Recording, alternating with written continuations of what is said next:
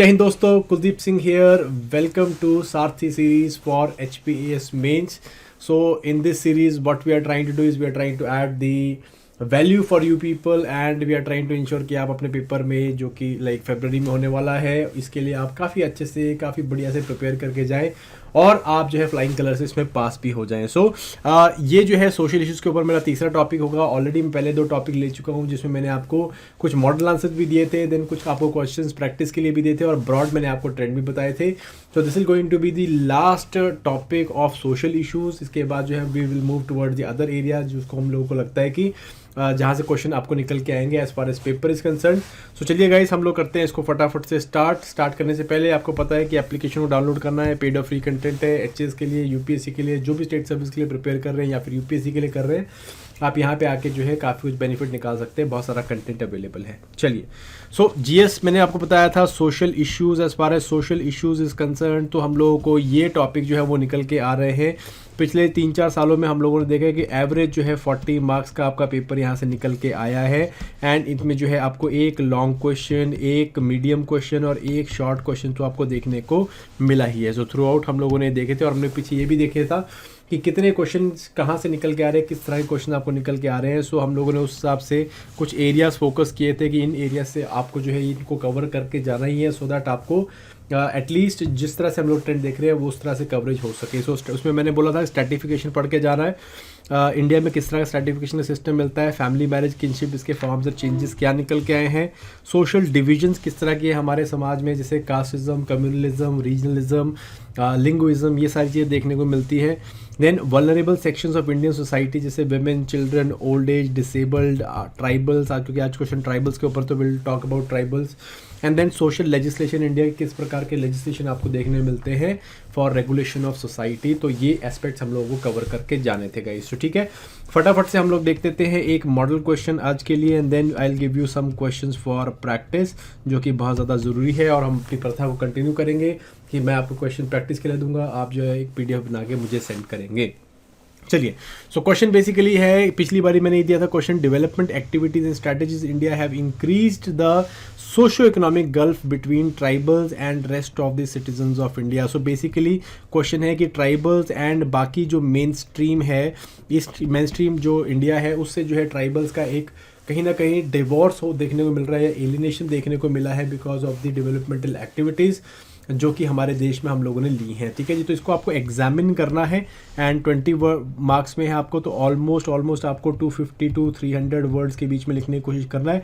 And काफ़ी क्योंकि ये क्वेश्चन जो है बहुत जनरलिस्टिक है as far as tribals is concern, क्योंकि बहुत सारे इश्यूज है ट्राइबल्स को लेके, तो मैं ट्राई करूँगा कि I try to be like I try to give you the broad pointers on it कि भाई कैसे कैसे क्या क्या चीज़ें होनी चाहिए थी इसके अंदर, क्या चीज़ें जो इसमें आप डाल सकते हो। ठीक है जी, तो सबसे पहले अगर मैं बात करूँ इंट्रोडक्शन की, नाउ इस क्वेश्चन में जो बेसिक एस्पेक्ट है वो है ट्राइबल्स। ठीक है जी, तो हम लोग ट्राइबल पॉपुलेशन से स्टार्ट करेंगे। भाई जो ट्राइबल पॉपुलेशन है वो न्यूमेरिकली स्मॉल माइनॉरिटी में अपने को देखने को मिलती है। So I will introduce something like that कि ट्राइबल पॉपुलेशन जो है माइनॉरिटी में देखने को मिलती है, स्मॉल पॉपुलेशन में देखने को मिलती है, येट इनॉर्मस डाइवर्सिटी आपको देखने को मिलती है इन ग्रुप्स के अंदर। ठीक है जी, ये मेन स्ट्रीम से किस तरह से डिफरेंट है, they are different with respect to language, with respect to their ecological settings जहाँ पे वो रहते हैं, with respect to level of development, with respect to livelihood, इस तरह की चीज़ें। ठीक है जी, एंड इसी करके जो है क्या हुआ, बिकॉज जो हम लोगों ने एक जर्नलिस्टिक डेवलपमेंटल मॉडल लिया for the progress of our nation, वो कहीं ना कहीं जो है because of the diversity between these groups and because of their difference with the main stream culture, तो उस करके जो है क्या हुआ, जो हम लोगों ने डेवलपमेंट मॉडल लिया है उसने कहीं ना कहीं क्या किया है, ट्राइबल्स को जो है वो अच्छे से एसिमुलेट नहीं कर पाए हैं। ठीक है जी, तो इस तरह कुछ इंट्रोडक्शन मैं लेने की कोशिश करूँगा यहाँ पे कि द ट्राइबल पॉपुलेशन इंडिया दो numerically small minority represents enormous diversity in the groups, they differ from the mainstream with respect to culture, language, ecological settings, level of development, then उसके बाद से हमने आपको बताया livelihood etc. and because of these differences with the mainstream as well as within these groups, तो हम लोग क्या देखते हैं कि जो development model that we basically pursued, ठीक है जी, जो वन स्टॉप डेवलपमेंट मॉडल हमने परस्यू किया, दैट लेफ्ट समवेयर और दैट लेफ्ट और कह सकते हो fail to assimilate, fail to assimilate tribals into it, ठीक है जी, fail to assimilate tribals into, इस तरह से लिख सकते हैं, ठीक है ना। अब देखोगे ये भी बताने की कोशिश करेंगे हम लोग कौन कौन से एरियाज़ है जहाँ पे हम लोग जो है ट्राइबल्स का ये गल्फ जो है वो इंक्रीज़ हुआ है, what are all these areas.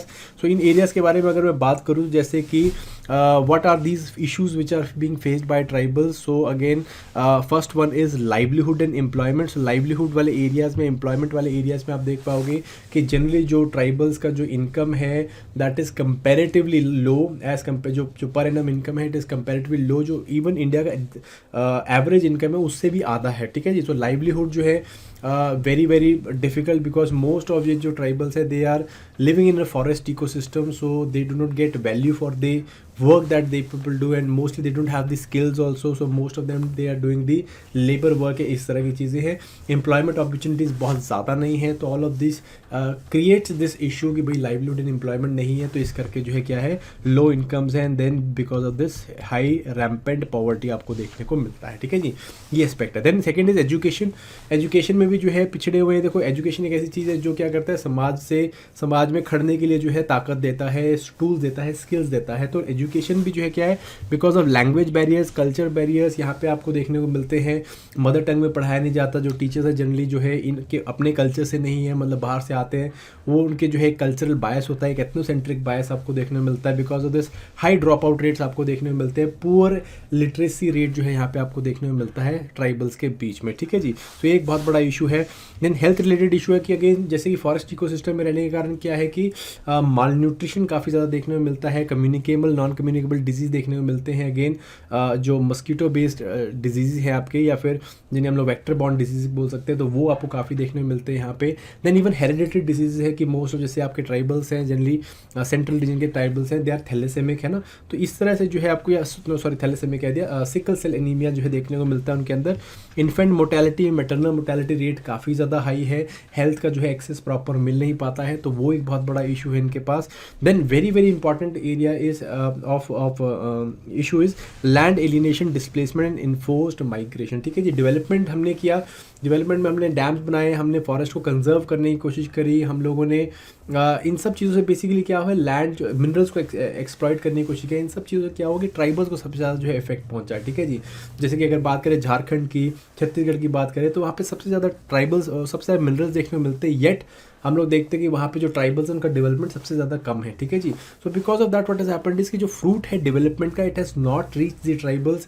Similarly जो डैम्स बने, डैम्स के कारण जो सबसे ज़्यादा डिस्प्लेसमेंट देखना पड़ा वो भी ट्राइबल्स का हुआ, उनको प्रॉपरली रिहेबिलिटेट नहीं किया गया। सो ये सारे एस्पेक्ट्स भी जो है हम लोगों ने इन सारे एस्पेक्ट्स के कारण भी जो है हम लोगों ने क्या देखा कि भाई एलियनेशन या फिर जो ट्राइबल्स का गल्फ है between with the rest of the main stream, वो हम लोगों को इंक्रीज होता हुआ दिखा है, ठीक है जी। बहुत सारी चीज़ें बात कर सकते हैं इसके अंदर, but I would not want to go deeper into it. आपको मैं कुछ क्यूज़ दे रहा हूँ, आप उन क्यूज़ के ऊपर थोड़ा सर्च करिए, इनके ऊपर लिखने की कोशिश कीजिएगा। Then legal and constitutional issues है बहुत सारे, बिल्कुल जी। जैसे कि फॉरेस्ट राइट एक्ट हम लोगों ने लेके आया, जिसमें हम लोगों ने फॉरेस्ट में लाइवलीहुड का, फॉरेस्ट का जो ऑक्यूपेंसी राइट है वो हमने इनको दिया, but then eventually what happened was इसको प्रॉपर्ली इंप्लीमेंट नहीं किया गया। हमने पंचायत एक्सटेंशन, जो शेड्यूल एरियाज में एक्सटेंशन लगाया गया पंचायत का, बट अगेन उसको प्रॉपर्ली इंप्लीमेंट नहीं किया गया। ग्राम सभा जो है उनको प्रॉपर्ली इन पावर नहीं दिया गया, उनको डेवलपमेंट एक्टिविटीज़ में इन्वॉल्व नहीं किया गया, ठीक है जी। तो इस तरह के कुछ इश्यूज़ है, लीगल कॉन्स्टिट्यूशनल इश्यूज़ है। देन पब्लिक गुड्स की डिलीवरी या सर्विसेज का इशू है। देखो हमने ट्राइबल सब प्लान्स बनाए थे, ये ट्राइबल सब प्लान जो है धीरे धीरे बजट की जो या पैसे की जो उस पर मतलब there was decline in the budget, there was decline in the money that was given to this tribal sub plans, जिसके कारण जो ट्राइबल स्पेसिफिक ट्राइबल लेड जो डेवलपमेंट है वो कहीं ना कहीं बहुत ज़्यादा हेम्पर हुई थी, ठीक है। तो कुछ ये एरियाज़ हैं जहाँ पे जो है हम लोगों ने इशू देखे, जिसके कारण ट्राइबल जो है कहीं ना कहीं एलियनेटेड फील किया है, कहीं ना कहीं उन्होंने जो है मेन स्ट्रीम कल्चर से, मेन स्ट्रीम जो सोसाइटी है उससे जो है दूर हुए हैं, ठीक है जी। सो ये कुछ एस्पेक्ट्स के ऊपर आपको डिस्कस करना है, एंड इसी के ऊपर जो है आपको क्या है सोल्यूशंस भी निकालने, लाइक बहुत सारे सोल्यूशंस हैं। अगर आपने इसके ऊपर और डीप में जाना चाहते हैं तो वर्जीनियस जाजा कमेटी है ट्राइबल्स के ऊपर, 2013 में बनी थी, 14 में उन्होंने रिपोर्ट रखी है अपनी, एंड इन्होंने इन सब स्ट्रीम एरियाज़ के ऊपर जो है अपनी काफ़ी ज़्यादा इनपुट दे रखे हैं। जैसे एजुकेशन के ऊपर इनपुट देते हैं, हेल्थ के ऊपर इनपुट देते हैं, ट्राइबल हेल्थ कमिटीज़ बनाने की बात करते हैं, ग्राम सभा को एम्पावर करने की बात करते हैं, ट्राइबल सब प्लान्स को रिवाइव करने की बात करते हैं, specifically tribal specific schools and college जो एजुकेशनल इंस्टीट्यूशन है वो बनाने की बात करते हैं। तो बड़े सारे एरियाज़ में उन्होंने काफ़ी इनपुट, काफ़ी डिटेल में जो है मतलब इनपुट दिए हैं और मतलब कि रिकमेंडेशन दी हैं जो कि इसके ऊपर लगाई जा सकती हैं। ठीक है जी। सो देन उसके बाद फाइनली आप किस तरह कंक्लूड करोगे इनके ऊपर, एरियाज़ के ऊपर बात करके? Then again you can always conclude that only by taking this comprehensive action plan or undertaking a comprehensive action plan which understands the unique tribal lifestyle can they be made a part of India's development story। कि भाई अगर हम ऐसा comprehensive action plans लेके आए जो कि tribal lifestyle को समझ के वो उसके ऊपर काम कर सके, उनको इंटीग्रेट करने का काम कर सके, देन ओनली जो है हम लोग क्या कर सकते हैं, उनको डेवलपमेंट स्टोरी में इन्वॉल्व कर सकते हैं। ठीक है ये। अब लास्ट में मैंने ये लिख दिया कि एन इफेक्टिव इम्प्लीमेंटेशन ऑफ जाजा committee report can be a step in right direction. So आपने यहाँ पे जाजा कमेटी रिपोर्ट को कहीं ना कहीं हाईलाइट कर दिया और उनके रिकमेंडेशन को कहीं ना कहीं हाईलाइट कर दिया। ठीक है जी। तो इस तरह से अगर आप लिखोगे तो आई थिंक नो डाउट इस क्वेश्चन में जो है आपको काफ़ी अच्छे मार्क्स जो है मिल जाएंगे गाइस। ठीक है जी। चलिए, सो देन हम लोग देख लेते हैं आज के questions. As far as the questions are concerned, सब पहला क्वेश्चन है discuss the provisions of the surrogacy regulation act of 2021। So हमने अभी सरोगेसी के ऊपर जो है act and assisted reproductive technologies के ऊपर एक्ट लेके आ गए हैं। तो आपको बताना है कि प्रोविजंस क्या है इसके एंड क्या इम्पैक्ट हो सकते हैं। Does patriarchy impact the position of middle class women in India, तो इसके ऊपर जो है 8 मार्क्स के ऊपर क्वेश्चन है, ये आपको करना है। What is manual scavenging despite taking many initiatives to eradicated, why it is still prevalent in India, again 8 marks के ऊपर है। तो अगर 20 मार्क्स के ऊपर भी होता तब भी जो है इसके ऊपर कम, मतलब इसको 20 मार्क्स में भी लिखा जा सकता है, but it is for 8 marks for you people. Does the right of person with disabilities act 2016 ensure effective mechanism for empowerment of inclusion of the intended beneficiary of the societies, 20 marks के ऊपर। So again question tough नहीं है, ये already UPSC में आया हुआ है। सो इनमें से 2 क्वेश्चन यूपीएससी के ऑलरेडी आए हुए हैं। So these question are there, again आपको करने हैं, try to do them. And आपको पता है कि नंबर इज़ 8427124143। इस नंबर पे आपको मुझे जो है सिंगल व्हाट्सएप पीडीएफ फाइल बना के व्हाट्सएप करना है आपने, and I will we people are going to check it, and हम लोग आपको जो है साथ साथ में रिमार्क्स दे के, वॉइस नोट दे के जो है will help you improve those answers. So guys, that was it for this particular session. Thank you very much. I hope you are practicing a lot of answer writing. You are ensuring कि आप revision कर रहे हैं, साथ साथ में अपने जो है एक अच्छा बेटर बढ़िया से mindset बना के बैठे हैं that you are going to crack the paper guys. So thank you very much. Till next time. Bye bye and all the very best.